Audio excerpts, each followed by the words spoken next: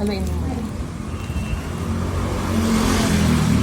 Hey Alfonso Peeps! Nag-crave ka rin ba sa Lomi? Kung oo, nako panoorin mo tong video na ito. May na-discover nga tayong kainan dito sa bayan ng Alfonso na nag-o-offer ng masarap at sulit na Lomi. Alam nyo ba na for only 99 pesos ay meron ka ng ganito kadaming Lomi?